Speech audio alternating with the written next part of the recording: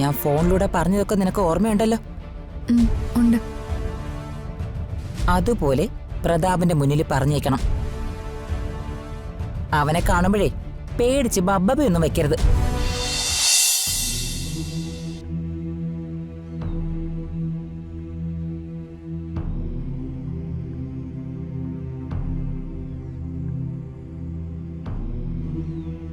തിരിഞ്ഞു നോക്കണ്ടമ്മേ, അതെല്ലാം കഴിഞ്ഞുപോയി.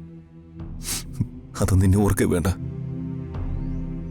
ഈ മണിമാളികയുടെ മുമ്പിൽ നിന്ന് നമുക്ക് പോകാം. പിച്ചക്കാരാണെന്ന് പറഞ്ഞു കഴിഞ്ഞു. ഇനിയിപ്പോൾ കല്ലറിഞ്ഞാലോ? വാ.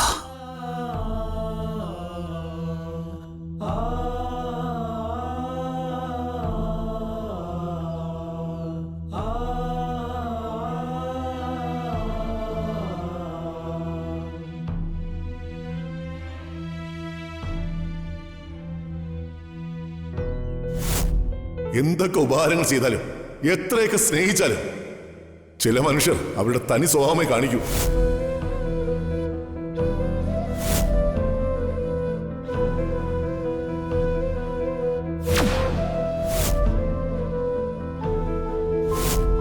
അഴിഞ്ഞാടി നടക്കുന്ന നിന്റെ പെങ്ങളെ വിളിച്ചോട് പോ.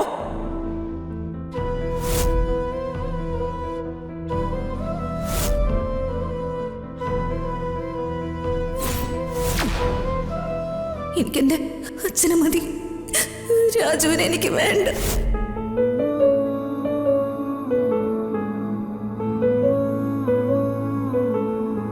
നിന്റെ ജീവിതത്തില് രാജകുമാരി വരുമെന്ന് ഞാൻ പലപ്പോഴും സ്വപ്നം കണ്ടതാ. ആ സ്വപ്നം യാഥാർത്ഥ്യമാണെന്ന് ഞാൻ 1000 വട്ടം പ്രാർത്ഥിച്ചിട്ടുണ്ട്. ഒരു പാവപ്പെട്ട അച്ഛന്റെ പ്രാർത്ഥന.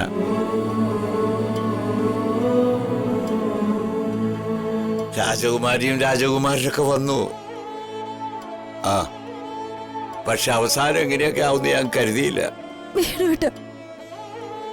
ഇത് പെരുവഴിയാ. ഇവിടെ വെച്ചല്ല നമ്മുടെ സങ്കടം കരഞ്ഞു തീർക്കേണ്ടത്. ചെറുതാണെങ്കിലും നമുക്കൊരു വീടില്ലേ? കട്ടും മോട്ടിച്ചും രാഷ്ട്രീയം കളിച്ചും മേടിച്ചതല്ലല്ലോ. ഇവന്റെ അധ്വാനം കൊണ്ട് വാങ്ങിയതല്ലേ. നമുക്ക് അങ്ങോട്ട് പോവാം.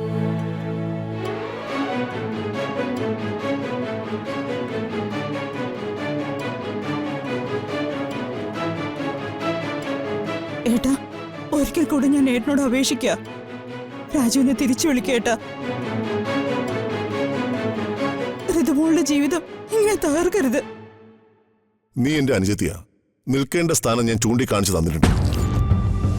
അവിടുന്ന് ഒരടി മുന്നോട്ട് കയറി സംസാരിക്കുന്നത് എനിക്കിഷ്ടമല്ല. എന്റെ തീരുമാനത്തിന് ഒരു മാറ്റവുമില്ല. ഇക്കാര്യത്തിൽ ആരെയും ശുപാർശയുടെ ഒരു ആവശ്യവുമില്ല.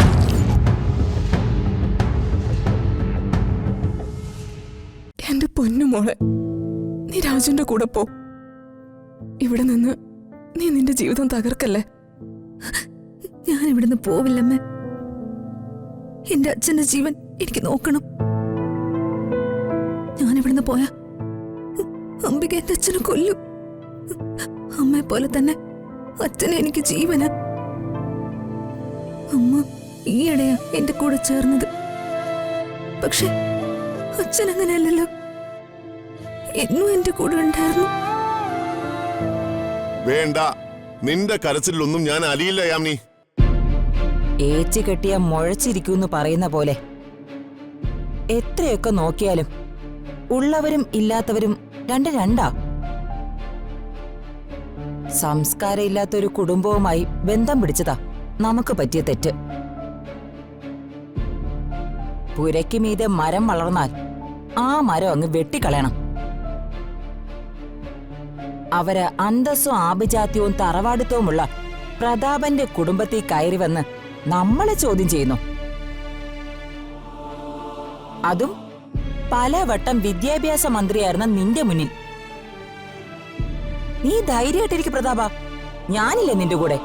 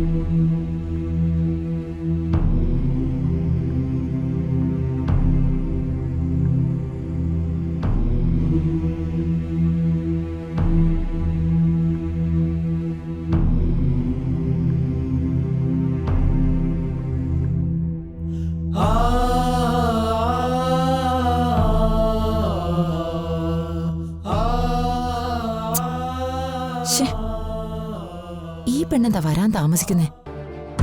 ഉഫ്, അല്ലെങ്കിൽ തന്നെ ഒരു നനഞ്ഞ പെണ്ണ അവള്. വെറും പഴം.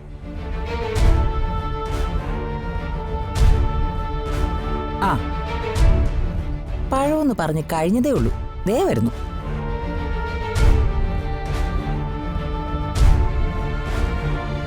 ഉഫ്, അനങ്ങി അനങ്ങി നടക്കാതെ ഒന്ന് വേഗം വാ.